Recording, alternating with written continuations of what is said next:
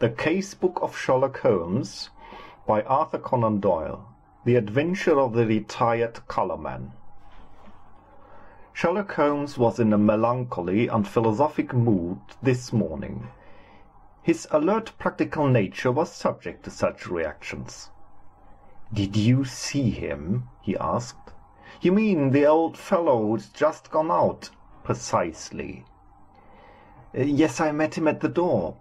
"And what do you think of him?" A pathetic, futile, broken creature." "Exactly, Watson. Pathetic and futile. But is not all life pathetic and futile? Is not his story a microcosm of the whole? We reach, we grasp, and what is left in our hands at the end? A shadow. Or worse than a shadow, misery." "Is he one of our clients?" "Well, I suppose you may call him so. He has been sent on by the yard, just as medical men occasionally send their incurables to a quack. They argue that they can do nothing more, and that whatever happens, the patient can be no worse than he is." "What is the matter?" Holmes took a rather soiled card from the table. "Josiah Amberley. He says he was a junior partner of Brickfall and Amberley, who are manufacturers of artistic materials. You will see their names upon paint boxes. He made his little pile, retired from business at the age of 61, bought a house in Lewisham and settled down the rest after a life of ceaseless grind. One would think this future was tolerably assured." "Yes, indeed." Holmes glanced over some notes which he had scribbled upon the back of an envelope. "Retired in 1896, Watson. Early in 1897 he married a woman 20 years younger than himself, a good-looking woman too, if the photograph does not flatter. Competence, wife, leisure. It seems a straight road which lay before him. And yet within 2 years he is, as you see, as broken and miserable a creature as crawls beneath the sun." "But what has happened?" "Ah, the old story, Watson. A treacherous friend and a fickle wife. It would appear that Amberley has one hobby in life, and it is chess. Not far from him at Lewisham there lives a young doctor who also is a chess player. I have noted his name as Dr. Ray Ernest. Ernest was frequently in the house, and an intimacy between him and Miss Amberley was a natural sequence, for you must admit that our unfortunate client has a few outward graces, whatever his inner virtues may be. The couple went off together last week, destination untraced. What is more, the faceless spouse carried off on the old man's deed-box and her personal luggage, with a good part of his life savings within. Can we find the lady? Can we save the money? A commonplace problem so far as it has developed, and yet a vital one for Josiah Amberley." "And what will you do about it?" "Well, the immediate question, my dear Watson, happens to be, what will you do? For you will be good enough to understudy me. You know that I am preoccupied with the case of the 2 Coptic patriarchs, which should come to a head today. I really have no time to go out to Lewisham, and yet evidence has taken on the spot has special value. The old fellow was quite insistent that I should go, but I explained my difficulty. He is prepared to meet the representative." "By all means," I answered. "I confess I do not see what I can be of much service, but I am willing to do my best." And so it was that on summer afternoon I set forth to Lewisham, little dreaming that within a week the affair of which I was engaging would be the eager debate of all England. It was late that evening before I returned to Baker Street and gave an account on my mission. Holmes lay with his gaunt figure stretched to his deep chair, his pipe curling full slow wreath of acrid tobacco, and while his eyelids drooped over the eyes so lazily that he might be almost have been asleep, were it not that at any hold or questionable passage of my narrative they half lifted, and two grey eyes as bright and keen as rapiers transfixed we missed their searching glance. The Haven is the name of Mr. Josiah Amberley's house, I explained. I think it would interest you, Holmes. It is like some penurious patrician who has sunk into the company of his inferiors. You know, that particular quarter, the monotonous brick streets, the weary suburban highways. Right in the middle of them, a little island of ancient culture and comfort, lies this old home, surrounded by a high sun-baked wall, mottled with lichens and topped with moss. The sort of wall... Cut out the poetry, Watson, Holmes said severely. I noted it was a high brick wall. Exactly. I should not have known which was the Haven, had I not asked a lunger who was smoking in the street. I have a reason for mentioning him. He was a tall, dark, heavily moustached and rather military-looking man. He nodded in answer to my inquiry and gave me a curiously questioning glance, which came back to my memory a little later. I had hardly entered the gateway before I saw Mr. Amberley coming down the drive. I only had a glimpse of him this morning, and he certainly gave me the impression of a strange creature. But when I saw him in full light, his appearance was even more abnormal. I have, of course, studied it, and yet I should be interested to have your impression, said Holmes. He seemed to me like a man who was literally bowed down by care. His back was curved, as though he carried a heavy burden. And yet he was not the weakling that I had at first imagined, for his shoulders and chest had the framework of a giant, though his figure tapers away into a pair of spindled legs. Left shoe wrinkled, right one smooth. I did not observe that. No, you wouldn't. I spotted his artificial limp. But proceed. I was struck by the snaky locks of grizzled hair which curled from under his old straw hat, and his face with its fierce, eager expression and deeply lined features. Very good, Watson. What did he say? He began pouring out the story of his grievances. We walked down the drive together, and of course I took a good look around. I have never seen a worse-kept place. The garden was all running to seed, giving me an impression of wild neglect, in which the plants had all been allowed to find the way of nature rather than of art. How any decent woman could have tolerated such a state of things, I do not know. The house, too, was slatternly to the last degree, but the poor man seemed himself to be aware of it and to be trying to remedy it, for a great pot of green paint stood in the centre of the hall, and he was carrying a thick brush in his left hand. He had been working on the woodwork. He took me to his dingy sanctum, and we had a long chat. Of course he was disappointed that you had not come yourself.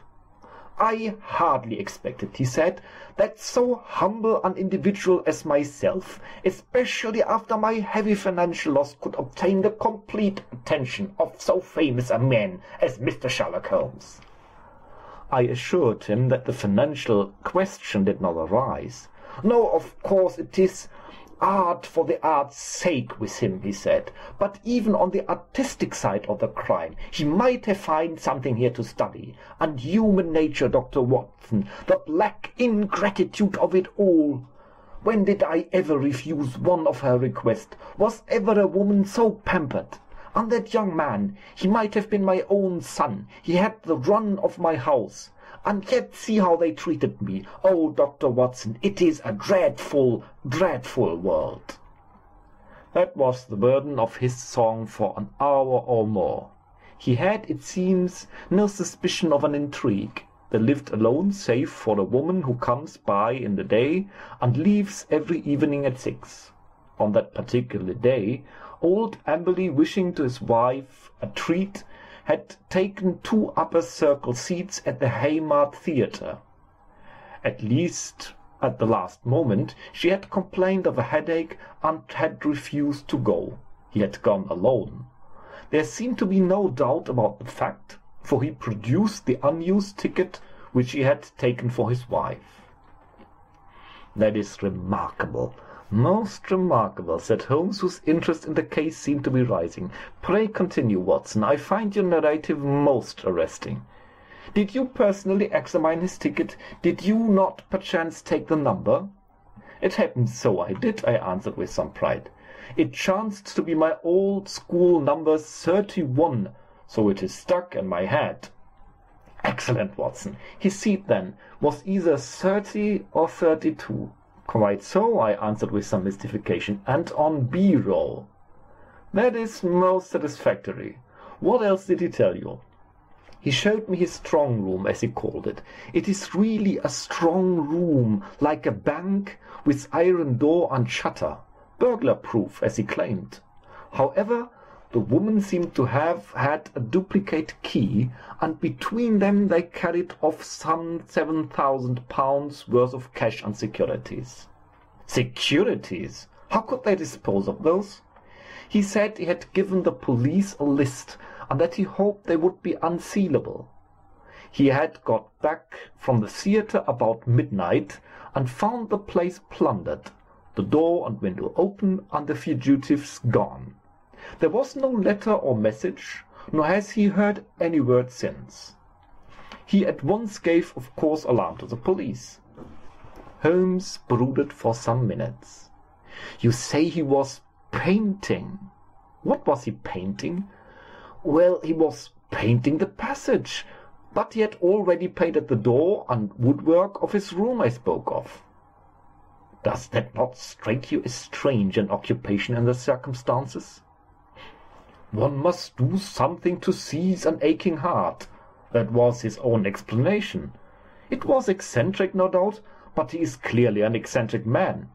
He tore up one of his wife's photographs in my presence, tore it up furiously in a tempest of passion. 'I never wish I see her damned face again,' he shrieked." "Anything more, Watson?" "Yes, one thing which struck me more than anything else. I had driven into the Blackheath station and had caught my train there when, just as I was starting, I saw a man dart into the carriage next to my own. You know that I have a quick eye for faces, Holmes. It was undoubtedly the tall, dark man whom I had addressed in the streets. I saw him once more at London Bridge, and then I lost him in the crowd, but I'm convinced he was following me." No doubt," said Holmes. "A tall, dark, heavily moustached man, you say, with grey-tinted sunglasses." "Holmes, you are a wizard. I did not say so, but he had grey-tinted sunglasses." "And a Masonic tie-pin?" "Holmes!" "Quite simple, my dear Watson. But let us get down to what is practical. I must admit to you that the case, which seemed to me to be so absurdly simple as to be hardly worth my notice, is rapidly assuming a very different aspect.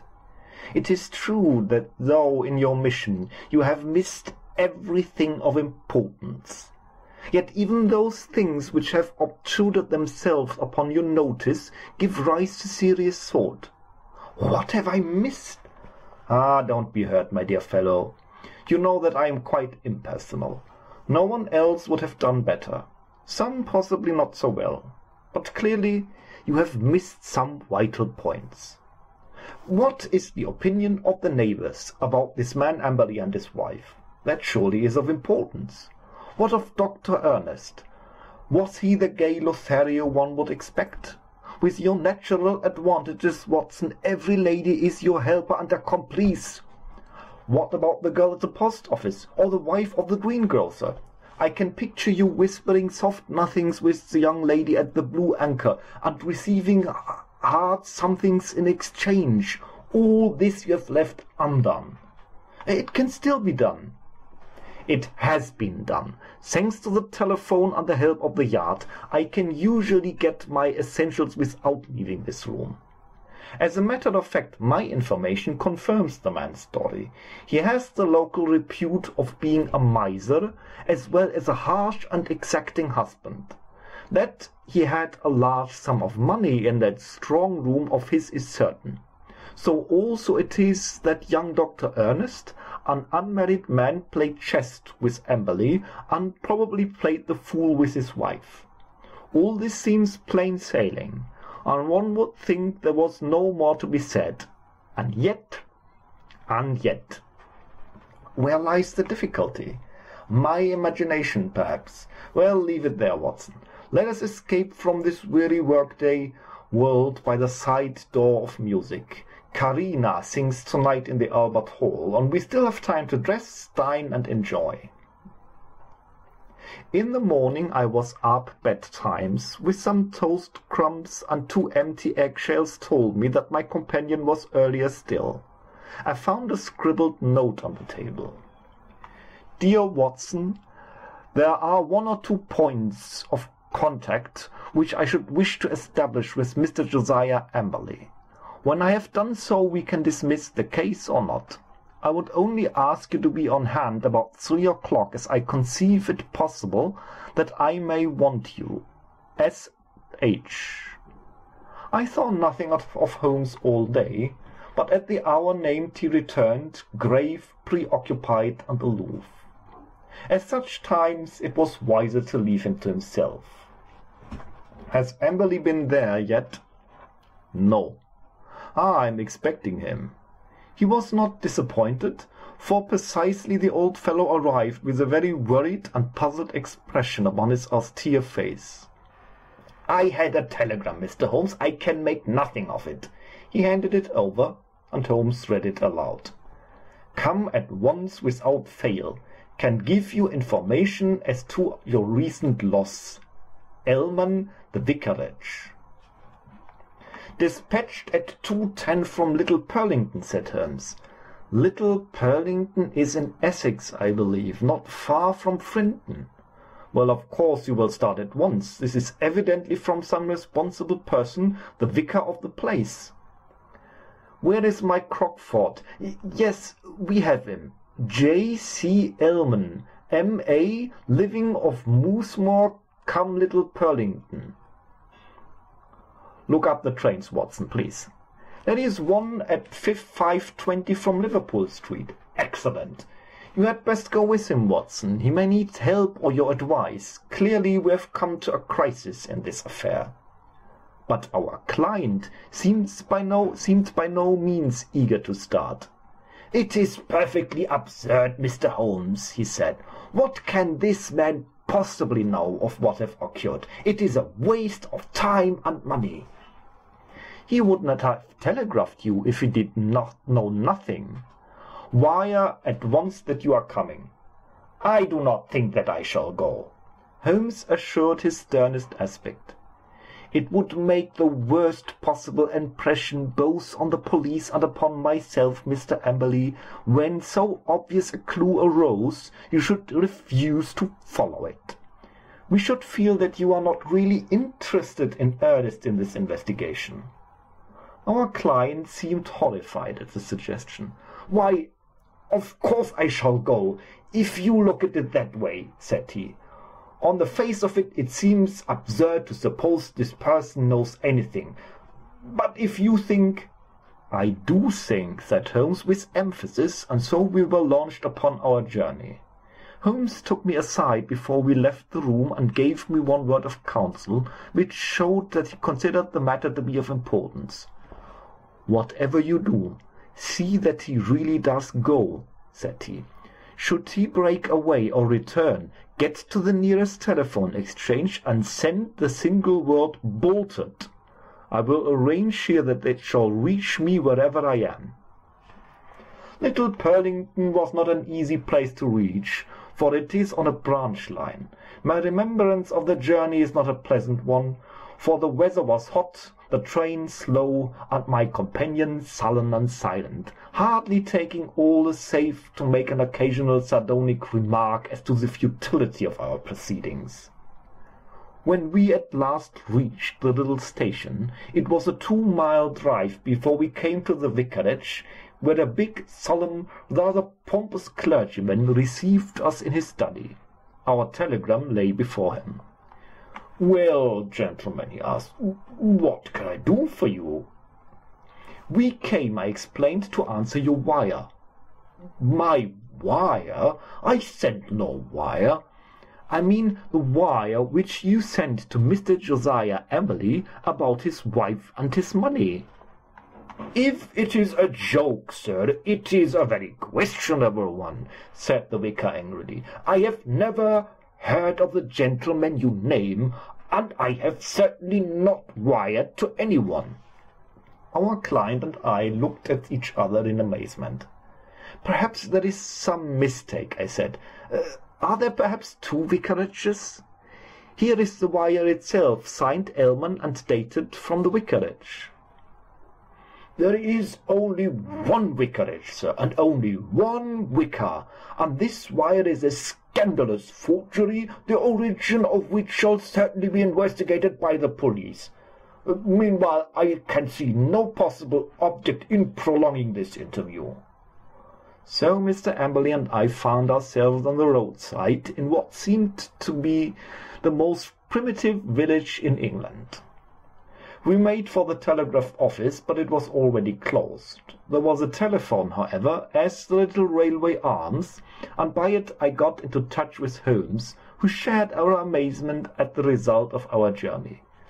"Most singular," said the distant voice, "most remarkable. I much fear, my dear Watson, that there is no return train tonight. I have unwittingly condemned you to the horrors of a country inn. However, there is always nature, Watson, nature and Josiah Emily. You can be in close commune with both." I heard his dry chuckle as he turned away. It was soon apparent to me that my companion's reputation as a miser was not undeserved. He had grumbled at the expense of the journey, had insisted upon travelling third class, and now clamorous in his objections to the hotel bill. Next morning, when we did at last arrive in London, it was hard to say which of us was in the worst humour. "You had best take Baker Street as we pass," said I. "Mr. Holmes may have some fresh instructions." "If they are not worth more than the last ones, they are not of much of use," said Amberley with a malevolent scowl. None the less, he kept me company. I had already warned Holmes by telegram of the hour of our arrival, but we found a message waiting that he was at Lewisham and would expect us there. That was a surprise, but an even greater one was to find that he was not alone in the sitting-room of our client. A stern-looking, impassive man sat beside him, a dark man with grey-tinted glasses, and a large Masonic pin projecting from his tie. "This is my friend Mr. Baker," said Holmes. "He has been interesting himself also in your business, Mr. Josiah Amberley, though we have been working independently. But we both have the same question to ask you." Mr. Amberley sat down heavily. He sensed impending danger. I read it in his straining eyes and his twitching features. "What is the question, Mr. Holmes?" "Only this. What did you do with the bodies?" The man sprang to his feet with a hoarse scream. He clawed into the air with his bony hands. His mouth was open, and for an instant he looked like some horrible bird of prey. In a flash we got a glimpse of the real Josiah Amberley, a misshapen demon with a soul as distorted as his body. As he fell back into the chair, he clapped his hands to his lips as if to stifle a cough. Holmes sprang at his throat like a tiger and twisted his face towards the ground. A white pellet fell from his grasping lips. "No short cuts, Josiah Amberley. Things must be done decently and in order." "What about it, Barker?" "I have a cab at the door," said our taciturn companion. "It is only a few hundred yards to the station. We will go together. You can stay here, Watson. I shall be back within half an hour." The old Colourman had the strength of a lion, and in that great trunk of his, but he was helpless in the hands of the two experienced manhandlers. Wriggling and twisting, he was dragged to the waiting cab, and I was left to my solitary vigil in the ill-omened house. In less time than he had named, however, Holmes was back in company with a smart young police inspector. "I left Barker to look after the formalities," said Holmes. "You had not met Barker, Watson. It is my hated rival upon the Surrey shore. When you said a tall, dark man, it was not difficult to me to complete the picture. He has several good cases to his credit, has he not, Inspector?" "He has certainly interfered several times," the inspector answered with reserve. "His methods are irregular, no doubt, like my own. The irregulars are useful sometimes, you know. You, for example, with your compulsory warning about whatever he said being used against him, could never have bluffed this rascal into what is virtually a confession." "Perhaps not, but we get there all the same, Mr. Holmes. Don't imagine that we had not formed our own views of the case, and we would not have laid our hands on our man. You will excuse us for feeling sore when you jump in with methods which cannot be used by us, and so rob us of the credit." "There shall be no robbery, Mackinnon. I assure you that I efface myself from now onward, and as to Barker, he has done nothing save what I told him." The inspector seemed considerably relieved. "That is very handsome of you, Mr. Holmes. Praise or blame can matter little to you, but it is very different to us when the newspapers begin to ask questions." "Quite so. But they are pretty sure to ask questions anyhow, so it would be well to have answers. What will you say, for example, when the intelligent and enterprising reporter asks you what the exact points were which aroused your suspicion and finally gave you a certain conviction as for the real facts?" The inspector looked puzzled. "We don't seem to have any real facts, Mr. Holmes. You say that the prisoner, in the presence of 3 witnesses, practically confessed by trying to commit suicide that he had murdered his wife and her lover. What other facts have you?" "Have you arranged for a search?" "There are 3 constables on the way. Then you will soon get the clearest fact of all. The bodies cannot be far away. Try the cellars and the garden. It should not take long to dig up the likely places. This house is older than the water pipes. There must be a disused well somewhere. Try your luck there." "But how did you know of it, and how was it done?" "I'll show you first how it was done. Then I will give you the explanation which is due to you, and even more to my long-suffering friend Watson here, who has been invaluable throughout. But first, I will give you an insight into this man's mentality. It is a very unusual one, so much so that I think his destination is more likely to be Broadmoor than the scaffold. He has to a high degree the sort of mind which one associates with the medieval Italian nature rather than with the modern Briton. He was a miserable miser who made his wife's life so wretched by his niggardly ways that she was ready to pray for an adventurer. Such a one came upon in the scene in the person of his chess-playing doctor. Emily excelled at chess, one Mark Watson of a scheming mind. Like all misers, he was a jealous man, and his jealousy became a frantic mania. Rightly or wrongly, he suspected an intrigue. He determined to have his revenge, and he planned it with diabolical cleverness. Come here." Holmes led us along a passage with as much certainty as if he had lived in the house, and halted at the open door of the strong room. "Brr, what an awful smell of paint!" cried the inspector. That was our first clue. You can thank Dr. Watson's observation for that, though he failed to draw the inference. I set my foot upon the trail. Why should this man at such a time be filling his house with strong odors? Obviously to cover some other smell which he wished to conceal. Some guilty smell which would suggest suspicions. Then came the idea of a room, such as you can see here, with iron door and shutter, a hermetically sealed room. Put those two facts together, and whither do they lead? I could only determine that by examining the house myself.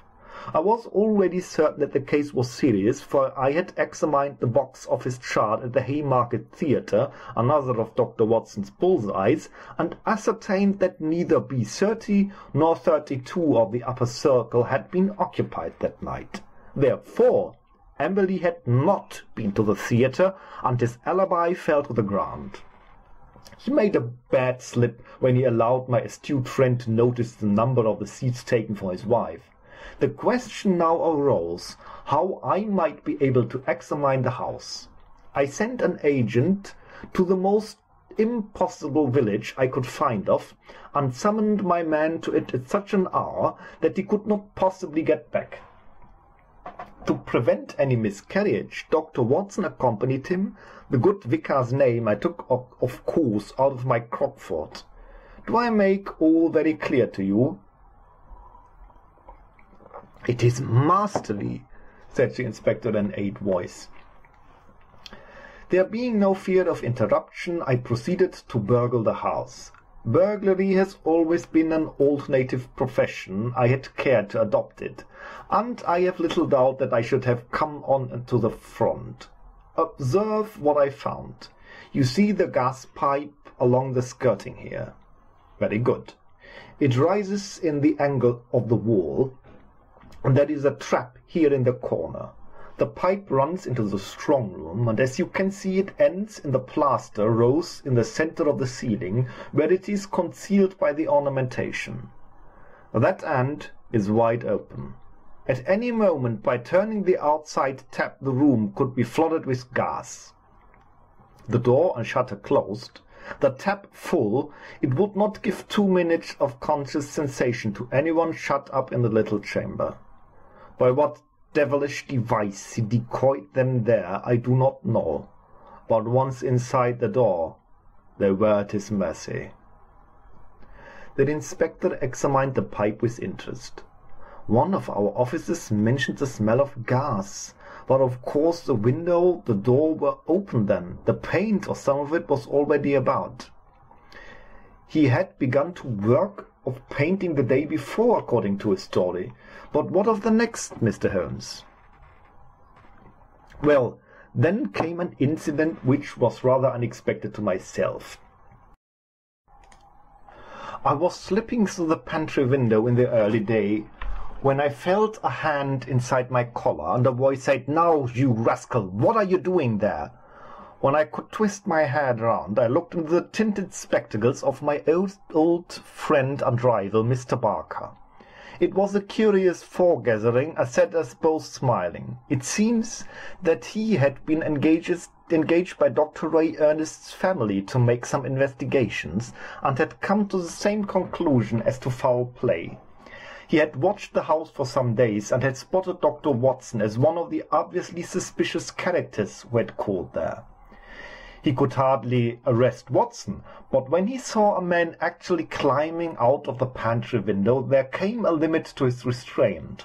Of course, I told him how matters stood, and we continued the case together. Why him? Why not us? Because it was in my mind to put that little test which answered so admirably. I fear you would not have gone so far. The inspector smiled. Well, maybe not. I understand that I have your word, Mr. Holmes, that you step right over the case now, and that you turn all the results over to us. Certainly. That is always my custom. Well, in the name of the force, I thank you. It seems a clear case, as you put it, but there can't be much difficulty over the bodies. "I show you a grim little bit of evidence," said Holmes, "and I am sure Amberley himself never observed it. You'll get results, Inspector, by always putting yourself in the other fellow's place and thinking what you would do yourself. It takes some imagination, but it pays. Now we will suppose that you were shut up in this little room. You had 2 minutes to live, but want to get even with a fiend who was probably mocking at you from the other side of the door. What would you do?" "Well, I'll write a message." "Exactly. You would like to tell people how you died.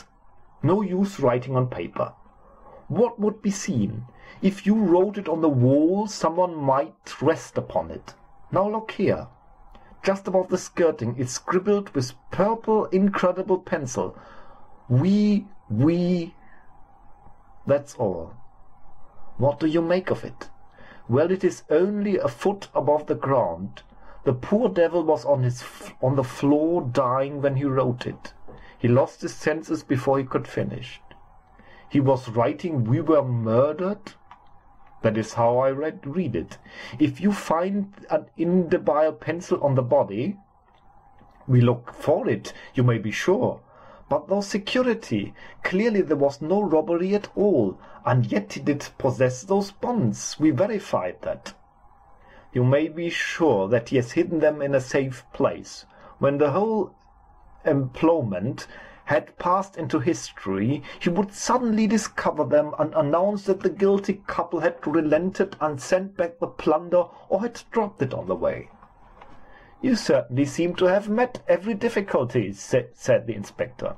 "Of course he was bound to call us in, but why should he have gone? To you I don't understand." "Pure swank," Holmes answered. "He felt so clever, so sure of himself, that he imagined no one could touch him. He could say to any suspicious neighbor, 'Look at the steps I have taken. I've consulted not only the police, but even Sherlock Holmes.'" The inspector laughed. "We must forgive you when even, Mr. Holmes," said he. "It's a workmanlike job, as I can remember." A couple of days later, my friend tossed across me a copy of the bi-weekly North Surrey Observer. Under a series of flaming headlines, which began with "The Haven Horror," ended with "Brilliant Police Investigation," there was a packed column of print which gave the first consecutive account on the affair. The concluding paragraph is typical of the whole. It ran thus: "The remarkable acumen by which Inspector Mackinnon deduced from the smell of paint, and some other smell, that of gas, for example, might be concealed. The bold deduction that the strong room might also be a death chamber, and the subsequent inquiry which led to the discovery of the bodies in a disused well, cleverly concealed by the dog kennel, should live in the history of crime as the standing example of the intelligence of our professional detectives." "Well, well, Mackinnon is a good fellow," said Holmes with a tolerant smile. "We can find it in our archives, Watson. Some day the true story may be told."